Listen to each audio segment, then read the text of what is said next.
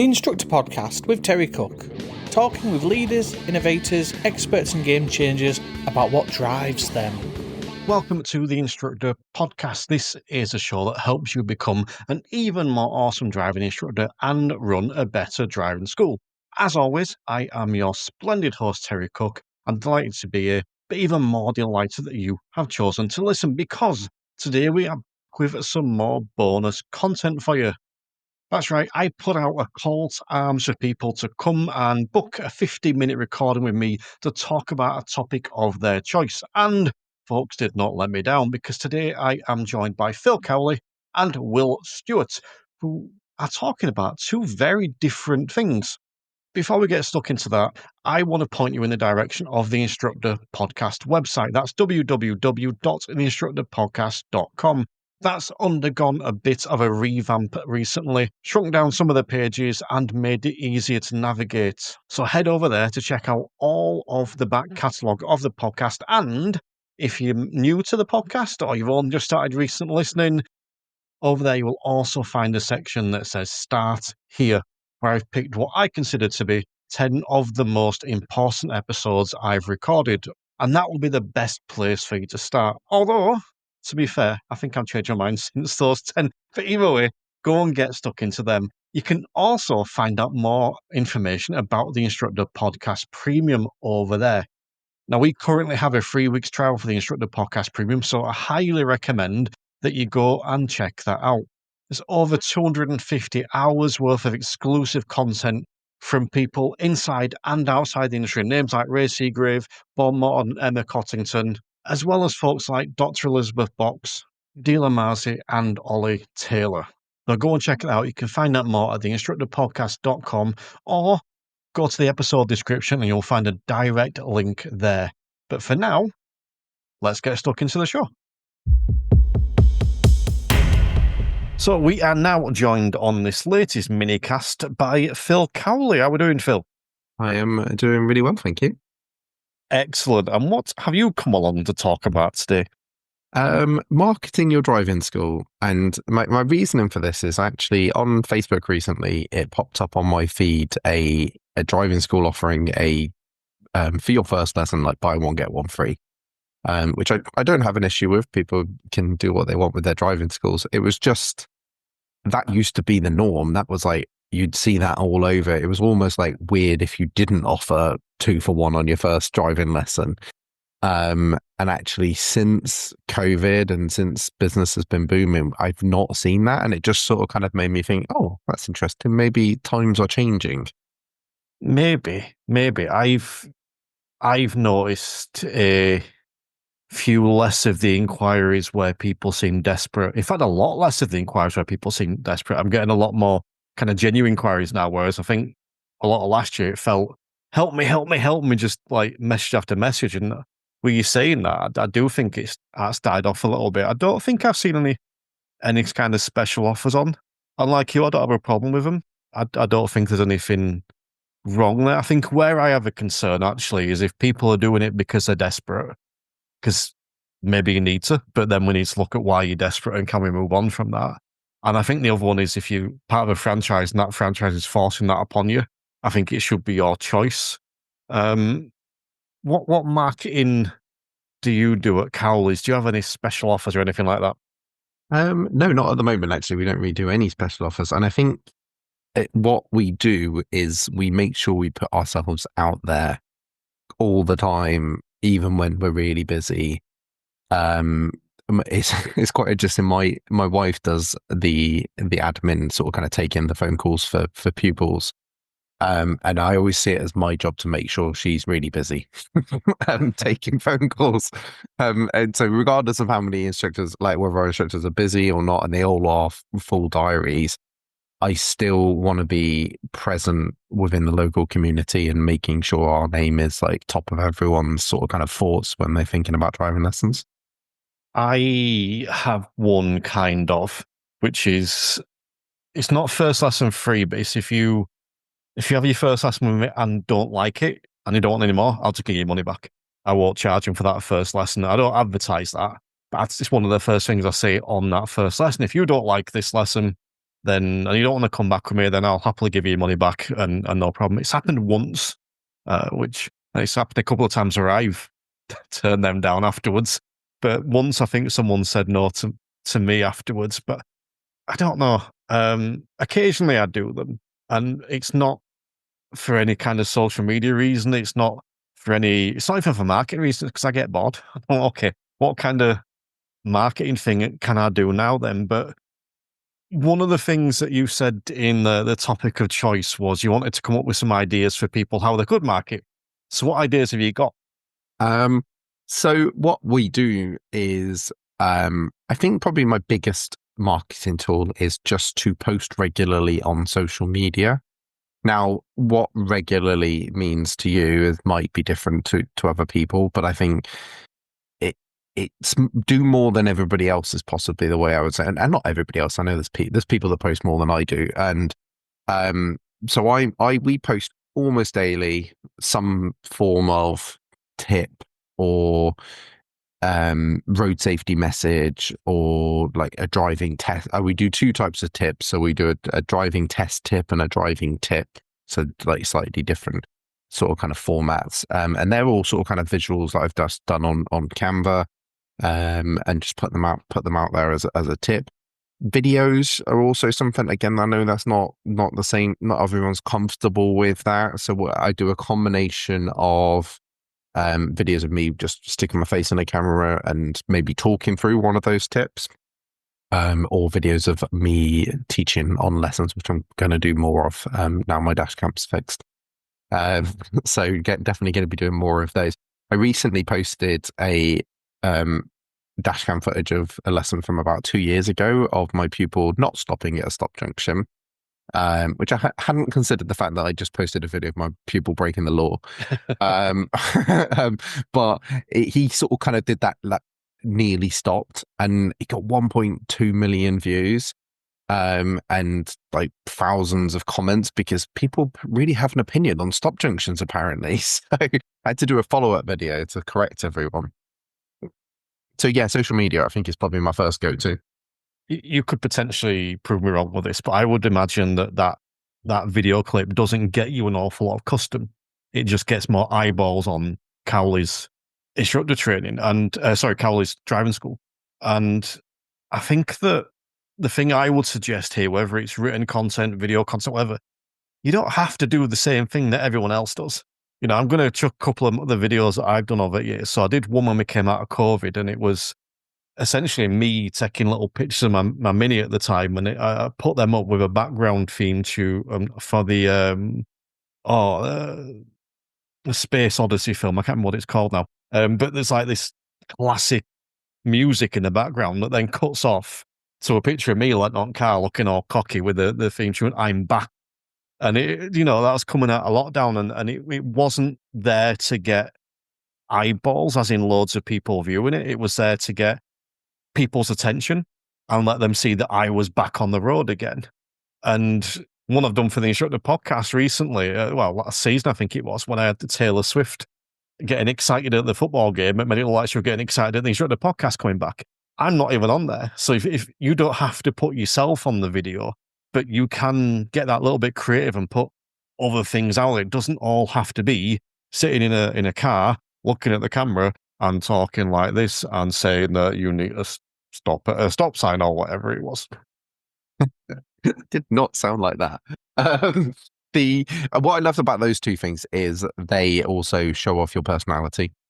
And so you're selling yourself in those situations. So actually, yeah, I was going to say if you have a personality then, but what I mean is if you have some interests or you have something you feel is unique, then, and actually, even if you don't think it's unique, you are unique. So go sell yourself.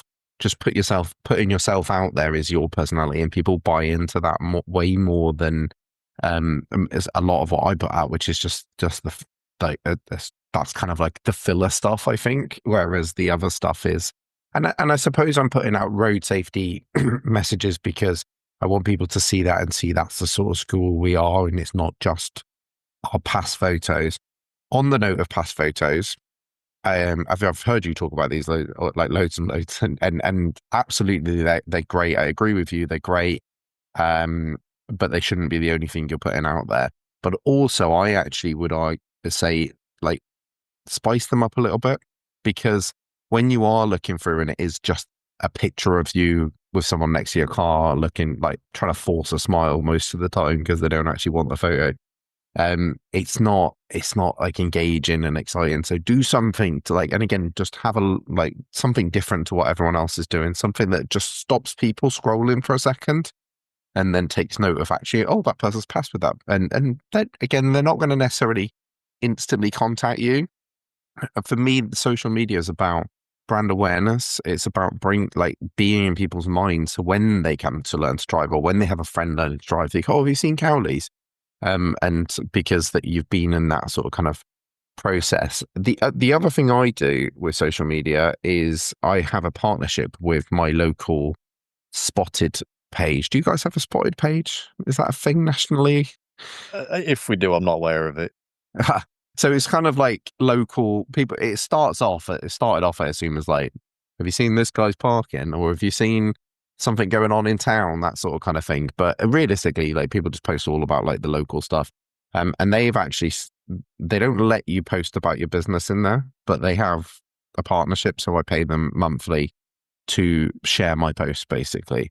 And the posts that they share go from, instead of having maybe 500 views to like 8,000 views.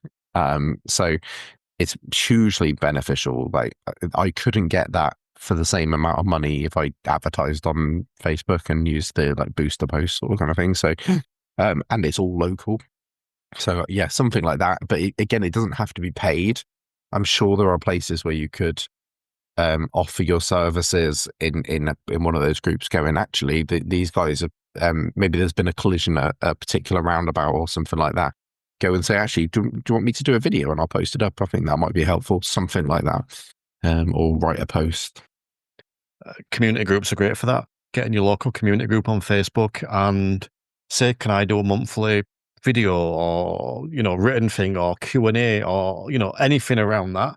And every month you're just in that group, and what you'll find is that they'll have like specific days where you can post, you can advertise, stuff like that. But you're in there monthly, weekly, whatever it is you do, and people start asking you questions. Now, again, whether you do it as a video, text format, whatever works for you, but that can be great. And if your local community group will let you do that, start your own community group. You'll soon get 4,000 members in there and you're in charge of it, so you can make it your thing. But one of the things that worked for me, and this was free, but I fell on it, if you like, I didn't choose it, was my local catchment area is a little town called Guiseley. And I get about 60% of my customers from there, but I live next to it, not in it. And they banned me from doing any kind of advertising in there. They let me stay in the community group, but wouldn't let me advertise because I didn't live in the area. And one of my students got right annoyed and she started advertising on my behalf and just sharing all my stuff in there, which right annoyed him. And I think they kicked her out at the end, but it worked for a while. I think that's why I've got so much custom in Guys, if I'm being honest with you, because she did all that. But and do you know what? The other thing I'll just say, and I think this ties in what you were saying about the past picture and stuff, is make it, like you said, make it your own. So when you put that past picture up, do a write-up and make it personable. And you might not get as many inquiries or as just going, look, this person passed with 3 minors and or whatever, but you're going to get people that are more relatable to you, which then makes you enjoy your lessons. So you might find that by getting a bit more specific and a bit more niche, you don't quite get the same volume of inquiries, but you'll enjoy your lessons a hell of a lot more. Yeah, definitely. Other ideas, coming away from social media. You could sponsor like a local sports team, potentially, particularly if they're around that age. So if you can get the local under 18s football team, like that's like pretty much your target audience. So something like that might be, again, financially viable option. Putting your name out there. It's also networking to a certain, because I'm those sort of kind of things. They'll probably invite you along to the events, and so you're starting to kind of build this image within the community. So absolutely, I think that's quite a good option. And then I think the other one I would suggest is utilize your biggest cheerleaders, which, like you just said, your pupil got annoyed because you got banned and suddenly started posting for you. A little bit of encouragement and your pupils will shout about you. And it quite often is better when they're shouting about you than you're shouting about you. So I think it's finding a way, whether it's a little competition or maybe even like a Starbucks reward system, like every recommendation you get a stamp or something, and then you get something at the end of that. I don't know, something like that. That works. It's asking forgiveness rather than permission. Sometimes I would say as well. I'm a big one for that. Within reason, don't do anything illegal. But if you were to give some of your students some flyers or business cards and say, "Can you pin these up around your school?" Not around the school. Where they go at school. The students will do it for you. And then 3 weeks later, a teacher will notice and go, "They shouldn't be up here," and take it down. If they've moaned, they say, "I'll just give it to my student. They didn't know they put it up or whatever." So you can pass this stuff on. And even with stuff like that, if you want to go a bit more extreme, you could offer your students, every student you get me, once they've done 10 hours, I will give you an hour free or something like that. And that gets the ball rolling. You don't have to keep that forever. But if you're short of students now, that might get the ball rolling so that you're not short of students in 6 months' time. And it's 2001: A Space Odyssey. That was the theme I used. I forgot what it was called, but the theme from 2001: A Space Odyssey. But there you go. So I think there's some tips there to get people started. It looked like you got one last tip there, Phil. I just wanted to jump in because you said about giving a free hour for the person, which all people might be thinking it's the same as that buy one, get one free hour that we started the conversation with. But actually, it's really different because it's a recommendation. And if you get a recommendation and that person gets a recommendation, you start to create this group of friends that you teach. And that's far more powerful than these random people coming in for your offer. I'm going to shut up because the timer's ticking down. Yeah. Well, look, just on that, if you get someone in and that person comes to you for 50 hours and you give someone 1 hour because of that, you've got 49 hours paid. So that's not bad. Yep. Right. Do you want to take a moment, Phil, just to remind everyone where they can find you and very, very briefly what you have to offer? So inspirinstructortraining.com, and you can find everything we do on there. So we have our mentorship and our online courses, and we are going to be doing our We're Only Human workshop and our 9.5 simple steps to passing your standards check-up part 3 workshop. We're going to be doing them regularly online, and also we have just decided today that we're also going to go on tour again. Excellent. Well, links will be in the show notes. And big thank you for joining us today. Thank you. But we're just taking a brief pause and we're back with another 15-minute episode in just a moment. But I want to tell you about a series I'm currently running over on the Instructor Premium, which is something I call Honestly. And it's based in conjunction with the Honest Truth. So what we're doing is we're taking a deep dive into the Honest Truth, and we've been looking at how to introduce it into lessons and how to manage some of those obstructions you might get from your students. But the recent thing we've started doing is recording episodes, doing a deep dive into each of the 10 truths. So we're giving you some background on those truths, and we're looking at how you can bring them into the conversation and how you can shoehorn them in or how they might fit nicely into that lesson. We're also looking at some of the objections potentially that a student may have and how we can deal with those. And this is an ongoing series within the Instructor Podcast Premium. So if that sounds of interest, head to the episode dissection where you'll find a link to sign up. Now, there's a few different ways you could sign up. You could just go and join and pay monthly. You could join up to a 3 weeks trial, or you can sign up to an annual membership whereby you get a 16% discount off the whole thing for a full year. But whatever you decide, you're treating yourself to some awesome, top quality personal and professional development. So head to the episode description or visit the website, www.theinstructorpodcast.com. But for now, let's see what Will's got to say. So I'm now delighted to be joined by Will Stewart. How are we doing, Will? Terry, it's a joy to be here. Thanks very much. Excellent. Good to have you on. What are we talking about today? Terry, I thought when you asked the topic of what we're going to talk about, I thought it'd be interesting to say something I just mentioned in a previous blog post I'd written. about unintentional help that instructors maybe don't realize they're giving to students and maybe being a bit too helpful. Give me an example. What do you mean by unintentional help? Well, how did I break it down before? I guess what I was saying, if you think about the driving task as what someone needs to do to perform like a task while we're driving, and what I broke it down into sort of 3 parts. If a student's driving along, they have to be able to identify risk. They need to be able to form a solution of how they deal with that risk, and then they need to execute that solution in a safe way, if that makes sense. So, Mhm. a big thing in part 3 and standards check is this idea of empowering your student to form a driving plan. And I think sometimes instructors, because one of the joys of being able to watch lessons from the back is you see all sorts of style, all sorts of lessons going on. And sometimes you have lessons where there's too little help going on, and you're in the back and you've got a student in the front and we're heading towards a roundabout, and it's not a lot's happening from the student. So you look over to the instructor and not a lot's happening there either. And you're kind of like, guys, any chance? Any danger that someone's going to step in here? And that sometimes happens. But often, there's a phase I've seen recently of what has been happening is people would say things like, right, okay, there's a roundabout coming up. It looks very busy. So what do you need to do about the speed? And if we break down how that person has there's a roundabout coming up. If we think about those 3 sections we just mentioned, identify risk, solution, execution, the instructor, by saying that, has identified to the student there's a problem ahead. It's quite busy, has also sort of informed that risk. And the instructor has said, so what are we going to do about our speed? As an example of something I heard the other day. And so in terms of solution and the work the student has to do, actually the student has got very little thought process left to do. So I think sometimes we as instructors are very good at coaching students really well through driving plans we formed. Does that make sense? Mhm.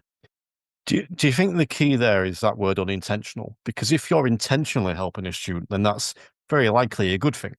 But if you're doing it without realizing, I totally agree. I totally agree. What I'm not saying there is pointing out problems to a student is wrong, because helping them form a plan is a large part of the training we want to do. How they form that plan and how their thoughts and opinions shape it. But what I sometimes think can occur is that we never step off that. We're forever giving those little directions, or just watch out here, it's a bit tight, or just be careful as you come around this. Sometimes we want to be seen to be helpful and helping the student along, and it's just those little unintentional prompts as we get close to the say to the test or to that next level, that sometimes we don't come off as much as maybe we could. I would suggest that the most important thing here is to notice when you've done that. Because I'm an instructor, I'm human, I make mistakes. One springs to mind for me recently.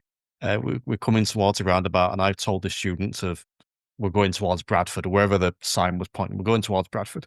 And they added on to the end. That's the third exit. And I'm immediately kicking myself. I'm like, why have I given them an extra clue? They should be working out. It's towards working out what exit it is. But I've noticed I've done that. I beat myself up for about 5 seconds, and then I'm on to the next thing. And it's like, right, now I need to make sure I don't do that again. Do you think maybe that's the most important thing, that when we make that mistake, we notice it and then try and remedy it going forward? I totally agree. I think everyone, as you said, can think of examples where they've said something and go, "Oh, why have I said that?" I didn't, and because it is really easily done. And I think it's a really helpful reflection to think about if a student has to identify risk, form a solution, and then execute. Especially when it's things like questions that we ask on the move.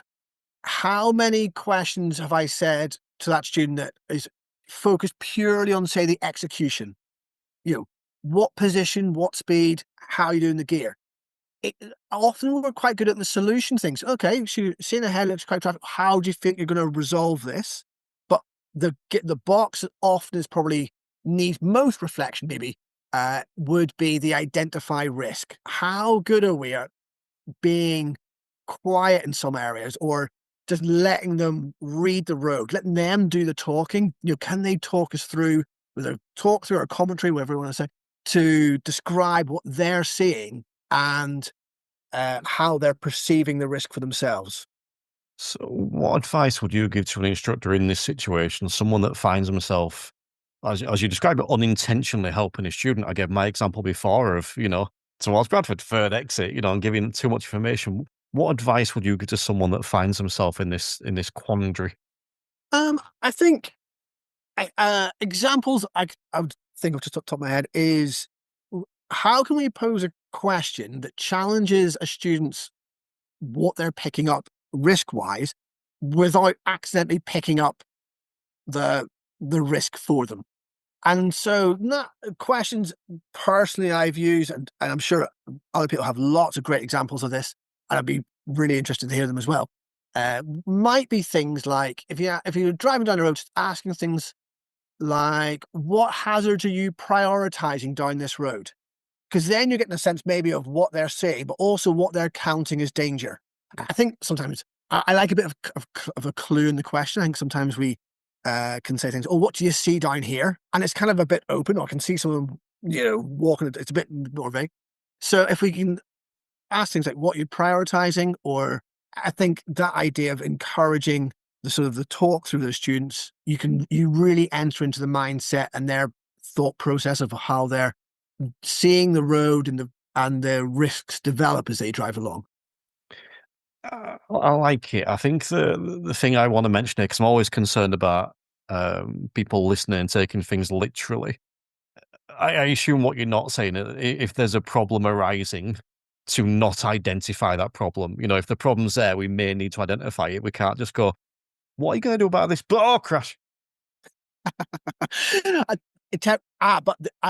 what I would add to that is, hasn't that helped you recognize a gap in the student's planning? I'm not saying you wouldn't step in, and I'm not saying you wouldn't help keep it safe and avoid potential safety critical incidents. But what that has helped do is realize, oh, hang on, there's been a barrier there for whatever reason. The student hasn't seen something. So actually it's enhanced what the feedback or the reflection you can have with that student about that situation. Yeah. I also think it shows us where we're lacking as instructors in that scenario. I always think of it that if something surprises me on a lesson, or if I have to step in and take action, a lot of the time, that means I've missed something. I can relate to them. Now, that might not be what I say to the student, because obviously we're looking at their driving, but it's an opportunity to reflect on what I've done and gone, I maybe should have stepped in earlier there. Would you concur with that? I would concur with that. And I I have been in the back of some very brutal lessons where that has happened. They've headed to something, it's gone safety critical, and the instructor's like dual controlled them because they haven't maybe stepped in, or they've been caught out, pulled the student over and gone, I had to dual control you there. Any reasons why I had to do that? And the student probably would rightly say, I think we both missed what just happened. But they never do. They never say that. They always say, oh, I could have done this and I could have done that. And the instructor gets off scot-free a little bit from that.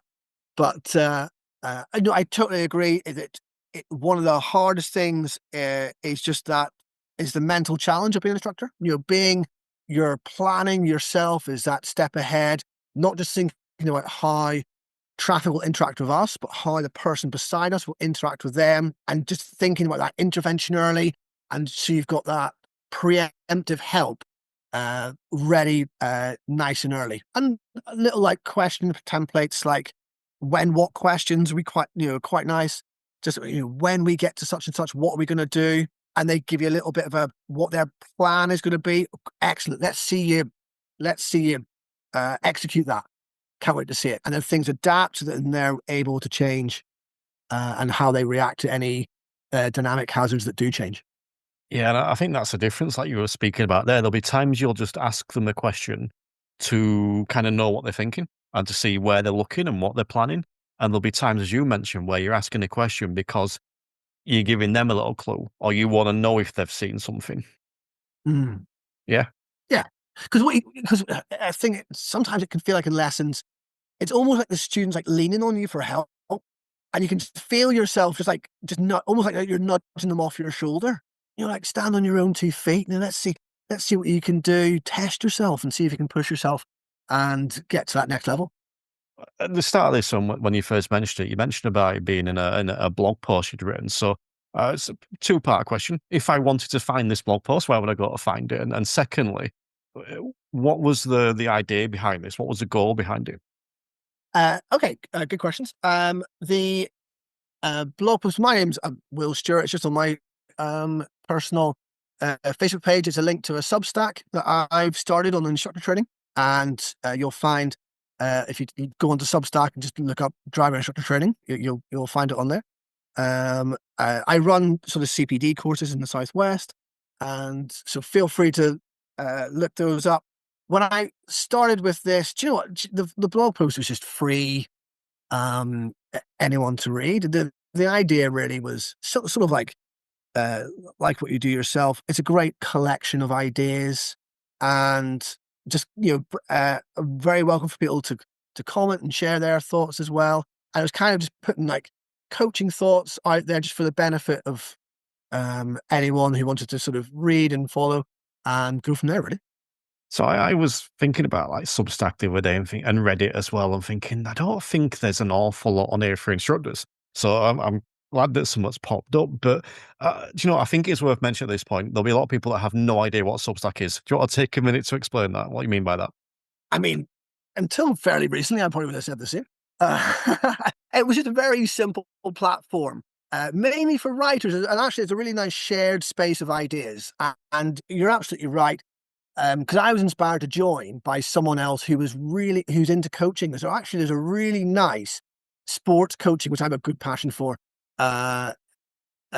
content on there. And actually, I thought, you know what? It's a really nice idea where people are just sharing thoughts on that coaching content. So I've added the instructor side, and again, just that idea of just sharing thoughts. So it's very simple to find. There's an app, or you can just go on to desktop and search it there. I'll include links to that in the show notes so people can, find it quite easily. But you mentioned sports coaching there. I think there's a big overlap in sports coaching on what we do. I'm on about proper sports coaching. I don't mean like the, Sunday football league or that where it's just or someone shouting at your kids on a school playground or whatever. I do feel like there's a big overlap there in the way that proper sports coaches coach their athletes and the way proper instructor coaches coach their students. What are your thoughts on that? Yeah, no, absolutely. And in fact, I take a lot of inspiration from that as well. Like, how do people perform under pressure? That's a thing you often hear in elite level sport is just performance under pressure. And I think just little thing. We were talking about this the other day with someone about types of skills. And imagine someone practicing a tennis serve or a basketball shot. You do your practice and there's an outcome, and you would stop and reflect. And that's sort of similar to sort of things we do when we're driving, where we do an activity and there's an outcome and we can stop and reflect. Or there's skills like, imagine you were practicing your jogging stride or running stride or swim technique. You would actually coach in motion. You actually put your arms in, and actually that's similar to like as we drive and positioning. What does this position feel like? Now there's a bend coming up to the right. How does it feel if we position over to the left? What advantages does that have?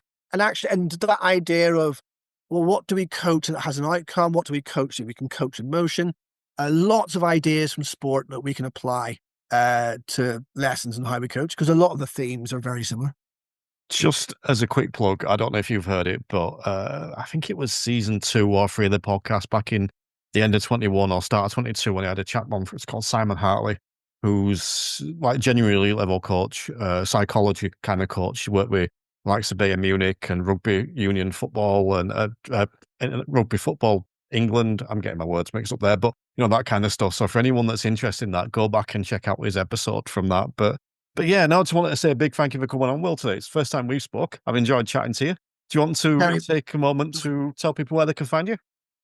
For sure. I'm based in the southwest of England, based in Exeter, and always happy for people to come and have a chat or a cup of tea. Or I say I run my classroom CPD there. I enjoy the classroom experience, classroom feel, being able to interact in small groups.